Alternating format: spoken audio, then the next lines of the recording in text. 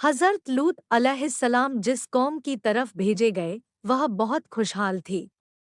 उनकी बस्तियां बहुत आबाद थी, लेकिन यह कौम बुराई में डूबी हुई थी।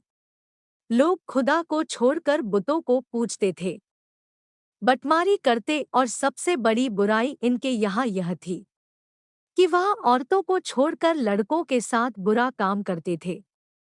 खुदा की तरफ से हिदायत के लिए हज़रत लूत ने लोगों को इस फैलेबद से रोका और उनको हर तरह से समझाया और खुदा का खौफ दिलाया, और कहा कि अगर तुम बुराई से बाज नहीं आते तो खुदा का अजाब तुम्हें धर लेगा। लेकिन लोग इतने बेशर्म और बेहया थे कि बोले, फातिना बेअज़ाबिल्लाह इन कुन्तु मिनस सादिकीन, हम पर खुदा का अजाब ला अगर तू सच्चा है। हज़रत लूत फिर भी उनको समझाते रहे और उनको खुदा की तरफ दावत देते रहे।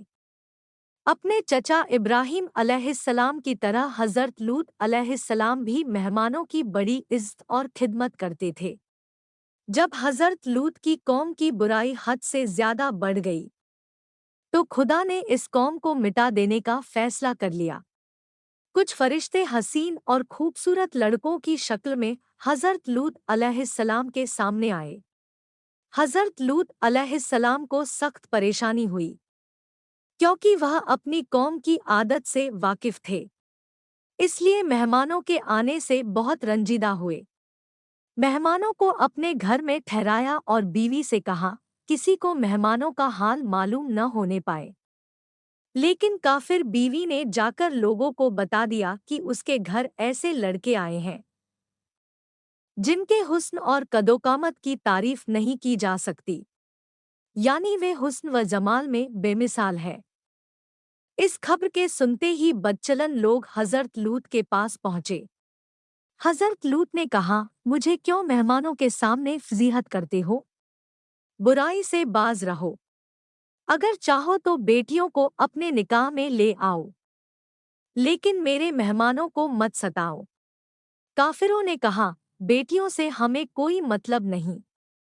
ए लूत, जो हमारा इरादा है उसको तू खूब जानता है।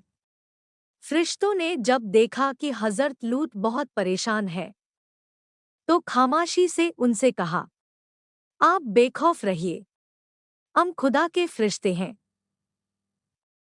ये लोग कुछ भी नुकसान नहीं पहुंचा सकते। हज़रत जिब्रील ने दरवाजे से निकलकर अपने परों की हवा लोगों की आंखों में लगाई। वह अंधे होकर गिरते पड़ते घरों को भागे। हज़रत लूत को हुक्म हुआ कि वह बस्ती छोड़ दे और पीछे लौटकर न देखें। हज़रत लूत अलैहिस्सलाम को अल्लाह तआला ने अजाब से बचा लिया।